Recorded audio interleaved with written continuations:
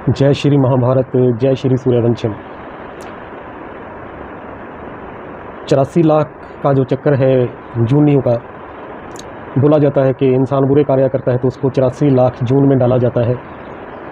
84 लाख जून भुगतने के बाद फिर कहीं जाकर इंसान को फिर से मानव जन्म मिलता है, इंसान का शरीर प्राप्त होता है। तो कहते हैं कि जो ग्रंथों में लिखा हुआ है, धार्मिक ग्रंथों में, तो पूछा गया है कि ये सत्य बात है कि 84 लाख जून भोगने के बाद ही हमें मनुष्य का जीवन मिलता है। लिखा गया है ग्रंथों में, मानते हैं हम, मगर किन अर्थों में लिखा गया, क्यों लिखा गया, जा तो जाने कभी तो जा जाने रवि, जा तो लिखने वाला जाने, जा वो भगवान जाने। मगर सत्य बात यह है कि कोई भी आत्मा है, चाहे वो जानवर की, पंछी की, मनुष्य की, वो बीज रूप में है। कोई आत्मा का जूनी परिवर्तन नहीं होता। इंसान मरने के बाद भी इंसान का ही जीवन धारण करता है।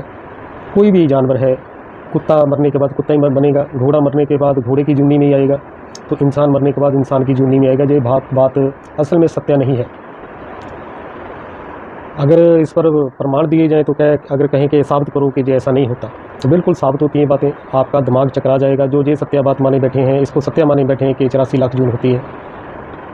मुख्य कुछ पॉइंट्स मैं आपको बता देता हूँ। अगर 84 लाख की जून से ही हम गुजर कर इंसान का जीवन मिलता, तो सभी जलचर, थलचर और नवचर, पशु, प्राणी, पंछी जो भी हैं, उनकी संख्या एक बराबर होनी चाहिए थी, जो कि नहीं है। जहाँ तक कि बहुत से पशु प्राणी विलुप्त हो चुके हैं, वो इस धरती पर है ही नहीं, तो क्या माना जाए कि अब उन जूनों में इंसान ने जाना छोड़ दिया। तो अगर पाप करते हैं तो कोई 100% पाप करता है, तो कोई 50%, कोई 20%, तो क्या सभी को एक बराबर ही 84 लाख की जून भोगनी पड़ती है? ये भी पता नहीं है। अगर 84 लाख जून भोगने के बाद, पाप कर्मों को भोग लेने के बाद इंसान का जन्म मिलता है, तो जन्म से ही कोई क्यों विकलांग है, कोई परेशान है, दुखी है, गरीब है, भिखारी है, कोई महलों में पैदा होता है तो कोई झुग्गियों में पैदा होता है। अगर 84 लाख जून भोगने के बाद, अपने पाप कर्म काटने के बाद ही हमें इंसान का जीवन मिलता है, तो फिर तो हम शुरू में सब राजे महाराजाओं के घर में ही पैदा होने चाहिए थे, कोई दुख ना होता। ये बात है। और आप ये भी विचार करें कि अगर 84 लाख जून भोगने पर लगभग 2500 साल जब से मानव का इतिहास हमें मिलता है प्रमाणिक रीति से, तब से ही पाप, भ्रष्टाचार, अधर्म धरती पर चलता ही आ रहा है। अब तक तो मानव जाति लगभग धरती से समाप्ति हो चुकी होती, तो जानवर ही जानवर होते धरती पर। अगर 84 लाख की जूनी में भटकते हम, वो बिल्कुल उल्ट रहा है।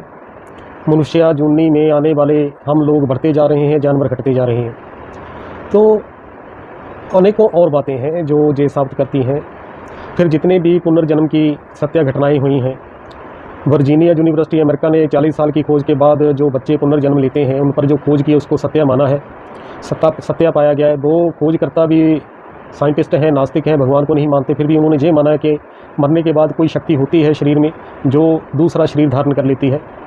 उन्होंने इस बात को सत्य माना है। Virginia university life before life जो पुस्तक आई है, उसको आप पढ़ना तो आप हैरान रह जाओगे कि किसी भी आज तक जो पुनर्जन्म में आया है बच्चा, उसने अपना जो दिवंगत जीवन बताया है कि मैं पिछले जन्म में इंसान ही था, इस तरह से मैं मारा गया। ये नहीं किसी ने कवाल किया कि मैं कुत्ता था, बंदर था, बिल्ली था, सांप था, डड्डू या शिपकली था, कुछ भी नहीं था। ऐसा कुछ नहीं किसी ने भी अब तक बताया। तो दूसरी बात यह है कि मरने के बाद हम सब कुछ यहीं छोड़ जाते हैं, एक चीज़ साथ लेके जाते हैं, वो है अपने अच्छे बुरे संस्कार। तो संस्कार अनादि हैं। डड्डू के संस्कार डड्डू में रहते हैं, कुत्ते के कुत्ते में, बंदर के बंदर में, हाथी के हाथी में, घोड़े के घोड़े में, इंसानों के इंसानों में। यही संस्कार लेकर हमारा जीवन आगे हमें मिलता है। इस कारण अगर एक माँ बाप की 4 संतानें भी हैं, तो चारों के स्वभाव संस्कार अलग अलग होते हैं। तो पिछले जन्म में जैसे उसके स्वभाव संस्कार थे, वही लेकर वो एक माँ और एक पिता के घर पैदा हुए, तो फिर भी इतना उनमें भिन्नता आ गई। तो ये चीज़ें हैं, बिल्कुल ये झूठी बात है कि हम 84 लाख जून भोगते हैं। सिर्फ 84 का चक्र है। समय के चक्कर में 84 जन्म होते हैं, वो भी सभी के नहीं होते। जो शुरू में सतयुग में देवी देवता के रूप में जो मनुष्य सत्य को ग्रहण करने के बाद पुरुषार्थ करते हैं, पुरुषार्थ करने के बाद अच्छे गुण खुद में अर्जित करते हैं, वो दिव्य पुरुष कहलाते हैं, यानी देवी देवता बन जाते हैं। जो शुरू में सतयुग में आते हैं, उनके 84 जन्म होते हैं। आपके गुणों का पैमाना जितना है, उसी हिसाब से आपका समय के चक्कर में जन्म होता है। ज़्यादातर आत्माएं परम धाम से ही उतरती हैं, इसलिए आबादी बढ़ती जाती है। कलयुग के अंत तक तो कीड़े मकोड़ों की माफिक इंसान धरती पर फैल जाते हैं, क्योंकि अंतिम आत्मा जब धरती पर उतरती है तब विनाश हो जाता है। अब जो महाविनाश होगा तो आत्माएं अपने घर परम धाम को वापस लौट जाएंगी। आत्माओं का घर परम धाम कहते हैं, जिसको ब्रह्म धाम कहते हैं, शांति धाम, शिव धाम, वो है। वो निराकार इनकॉर्पोरियल वर्ल्ड है, उस वर्ल्ड में आत्माएं चले जाती हैं तो शरीर यहीं धरती पर रह जाते हैं। समूल नष्ट नहीं होता है मानव, लगभग 2.25 लाख के करीब आत्माएं बच भी जाती हैं मनुष्य रूप में। उनसे सतयुग की शुरुआत हो जाती है, फिर आबादी बढ़ती जाती है जैसे जैसे आत्माएं धरती पर उतरती रहती हैं, इसलिए आबादी बढ़ती है। तो 84 लाख का चक्कर नहीं है, 84 का चक्कर है मरने के बाद हमें मनुष्य जमा ही मिलेगा। ये चिंता मत करें कि डड्डू बनना पड़ेगा, सांप बनना पड़ेगा, जो इतने पशु निम्न कोटि के प्राणी हैं, बस ये जूनी है ना निम्न है या उच्चतर है, ऐसा कुछ नहीं हमें मानना चाहिए। क्योंकि गधे घोड़े हाथी ऊँट जो भी हैं इनको कोई दुख नहीं है, अपनी अपनी जूनी में हम क्यों हैं। बस एक व्यवस्था है, जीवन है, चल रहा है जे बना बनाया है, जिसको किसी भगवान ने नहीं बनाया, बनी बनाई बन रही। अब कुछ बननी ना ही चिंता था कि ये जीवन होनी हुई। गीता में भगवान का एक महावाक्य आता है कि हे अर्जुन, ऐसा कोई समय नहीं था, ना है, ना कभी होगा कि ना जब तू ना रहा हो, मैं ना रहा हूँ और ये राजा लोग ना रहे, यानी कोई समय था ही नहीं। इसलिए जो लोग ये कहते हैं कि भगवान ने दुनिया बनाई, तो उनको ये मान लेना चाहिए कि गीता में भगवान का ये महावाक्य झूठ है।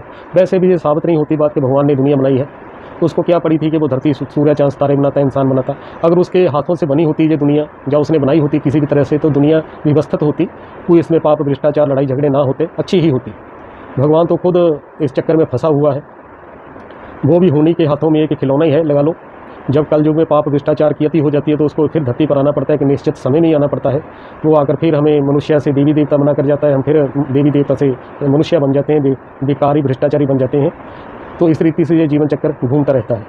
तो ये निराधार बात है। जो बात साबित ना होती हो उसको ऐसे नहीं मान लेना चाहिए कि वो किसी धर्म ग्रंथ में लिखी है या बहुत बड़े धर्मगुरु ने कही है। वो भगवान ने भी अगर कही है तब भी वो झूठी है, अगर वो सत्यासात नहीं होती, अगर वो प्रमाणिक रीति से हमारे तर्क की कसपट्टी ऊपर खरी नहीं उतरती, वो बात क्यों माननी फिर। पहले से मानकर अब तक हमने पाया भी क्या है। जो धर्म की बातों को लेकर हम सदियों से चिल्लाते चले आ रहे हैं, ये धर्म में ऐसा लिखा है, वैसा लिखा है, ये है, वो है, अरे उनको मान कर तो अभी तक क्या आपने खोया क्या पाया, इस पर भी आप विचार किया करें। तो कलयुग आ गया, घोर लड़ाई झगड़े, पाप भ्रष्टाचार, सबसे ज़्यादा धरती पर पाप भ्रष्टाचार इन धार्मिक लोगों ने फैला रखा है। यही सबसे बड़ा कैंसर है इस धरती पर। जो धार्मिक लोग जब ये मिटा दिए जाएंगे, खत्म कर दिए जाएंगे, तो आदि सत्य सनातन धर्म जब एक स्थापित हो जाएगा तो धरती पर शांति आ जाएगी। जब तक ये हिंदू मुस्लिम सिख ईसाई यहूदी पारसी जैनी बौद्ध आस्तिक नास्तिक इन नस्लों के लोग इस धरती पर है, तो मत सोचें कि धरती पर शांति आ जाएगी। यही लोग हैं जो धरती का महाविनाश करवाने वाले हैं। ये शांति का शोर मचाने वाले ही धरती का महाविनाश करवाने वाले हैं।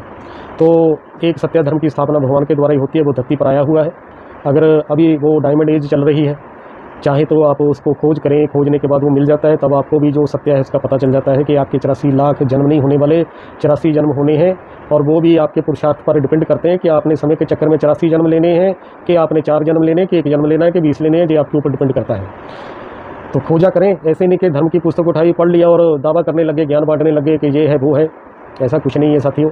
ये एक प्रकृति और ये धरती, ये साकार सृष्टि एक साइंस है, विज्ञान है। ये अपने ही नियमों में चलता है, इसके नियम उल्लंघनीय है, इनको लांघा नहीं जा सकता। भगवान भी इनको नहीं लांघ सकते। कुदरत अपने नियमों में चलती है, उन्हीं नियमों में ही इंसान का जन्म होता है, नियमों में हम मर जाते हैं, नियमों में ही समय का चक्कर घूमता है। ये जो भविष्यवाणी, चमत्कार, वर, शराब, जे मानव जाति के मन की एक कल्पना जाकाड है, वो उनको लेकर हवा दी जाती है, क्योंकि मानव इन बातों पर जल्दी विश्वास करता है। सत्य पर थोड़ा उसको कठिनाई आ जाती है, सत्य को स्वीकार करना मुश्किल होता है। निष्पक्ष होकर सोचें, अगर सत्य को पाना चाहते हैं तो ये सभी धर्मों को छोड़ दें एक बार, कि आप हिंदू हैं, मुसलमान हैं, सिख हैं, क्या है। एक अच्छे इंसान बनकर सोचें, अपनी विवेक बुद्धि का इस्तेमाल करें, फिर आप सत्य तक पहुंच सकते हैं। जय श्री महाभारत, जय श्री सूर्यवंशम, ओम नमो शिवाय, सत्यम शिवम सुंदरम।